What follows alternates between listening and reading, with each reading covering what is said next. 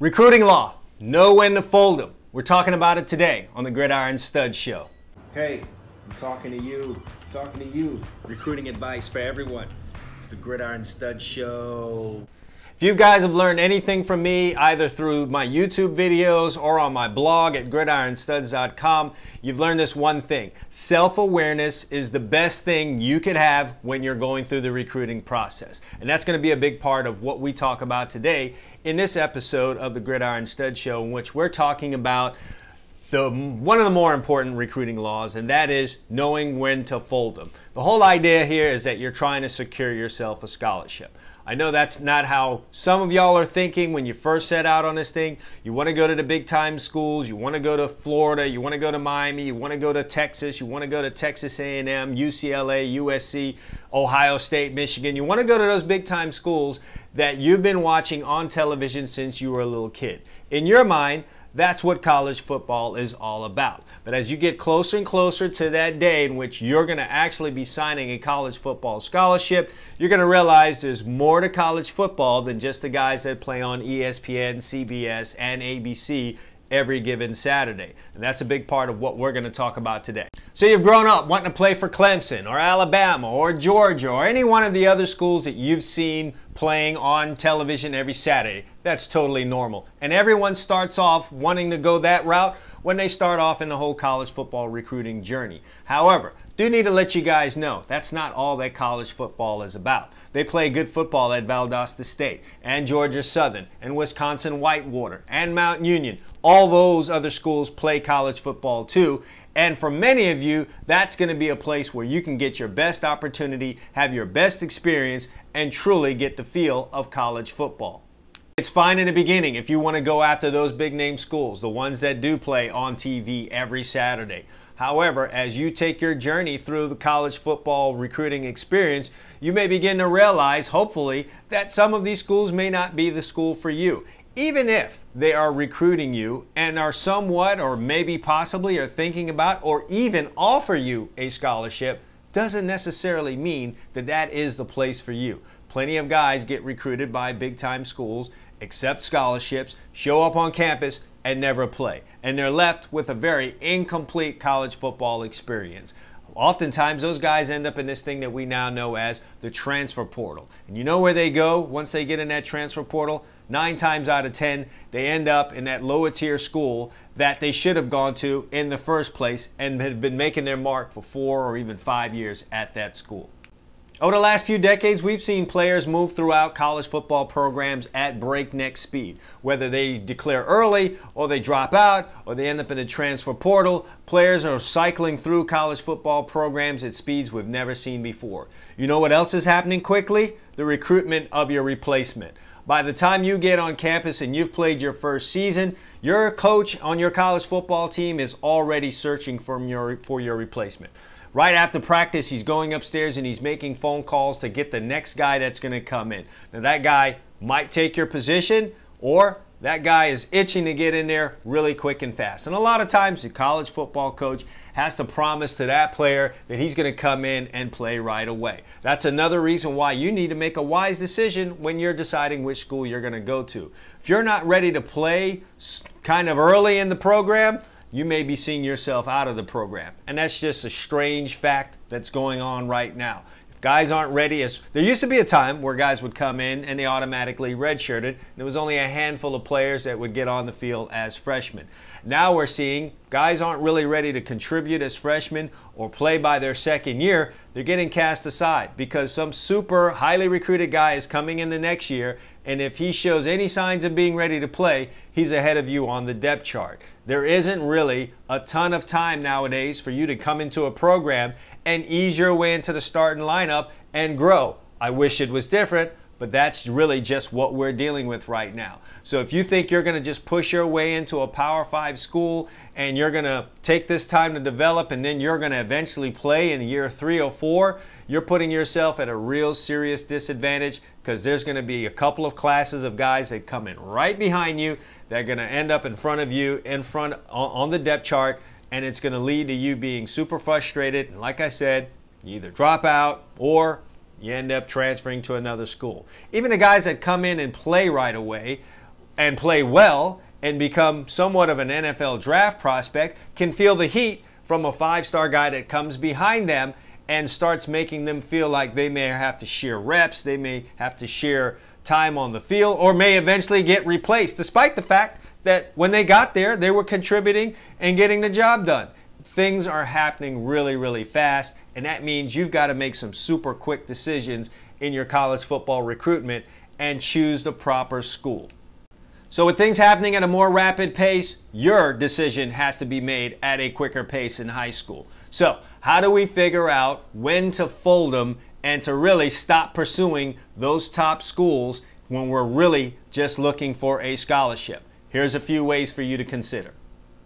So number one, and it involves that all-important thing that I always talk about, and that's self-awareness. You have to honestly judge the kind of interest that the schools you're interested in are showing you.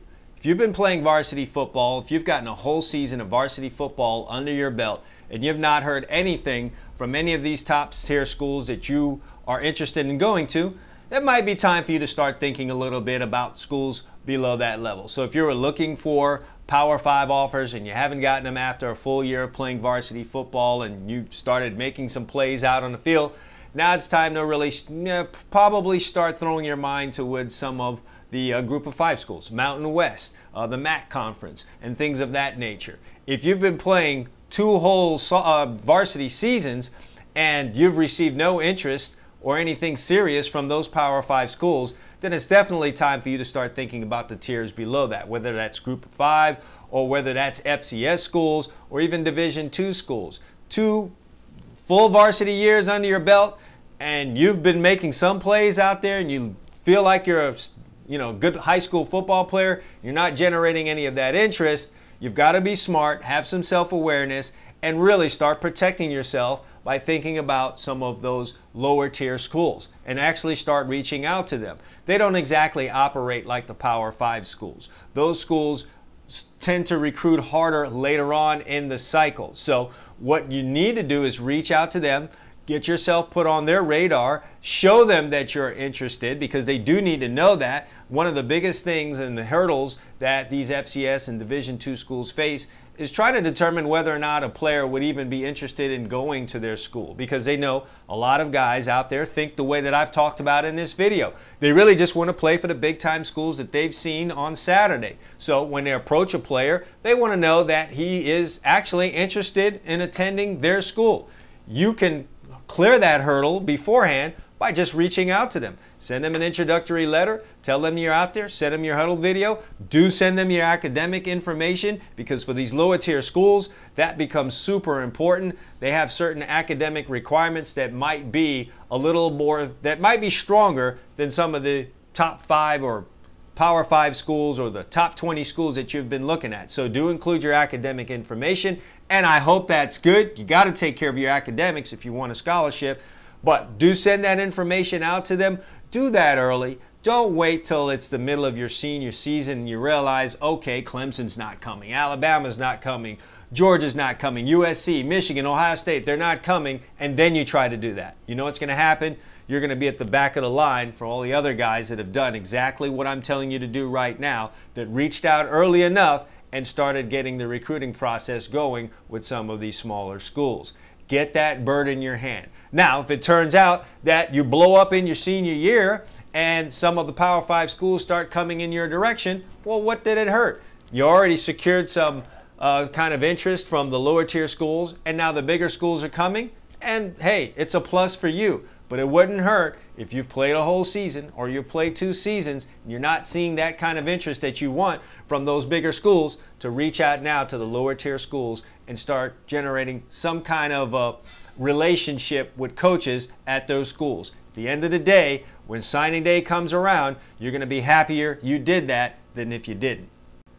The second thing you're going to have to do is really assess your physical attributes. Yeah, I know a lot of guys don't want to hear this, especially if you've been out on that field balling, making plays every Friday. But you've got to be realistic. A lot of colleges, especially the big time ones, are really thinking about your future as a college football player. So it doesn't always matter exactly what you've been doing on that high school football field. If you're trying to look at stats and say, oh, I rushed for 2,000 yards, or I threw for 3,000 yards, or I caught 15 touchdown passes, and you think that alone is going to be enough, it's not. I'm here to tell you that. They recruit on their projections. So a lot of that has to do with how you look. And that can be frustrating for guys, especially ones who don't measure up in terms of size. One of the best things you could do is go on Rivals or 247 Sports and just run through the top 100 players at the position that you're playing.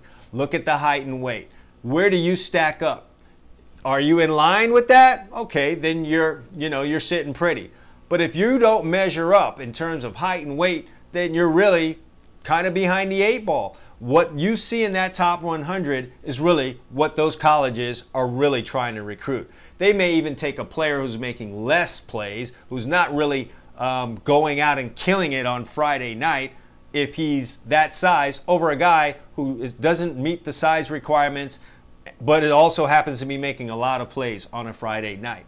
It really is a beauty contest, folks. They have to project. And they'll much rather take a chance with a 6'5", 245-pound defensive end than they would with a 6-foot guy that's 195 pounds that might be really tearing it up on the high school gridiron. It really is about the projection, the size, the height, the weight, and all those things. So run through that top 100 in 247 or Rivals and see where you personally stack up. If you don't, start taking your eyes toward some of those smaller schools in the FCS or Group of 5 or even Division II if you're severely undersized but you know that you're a good player.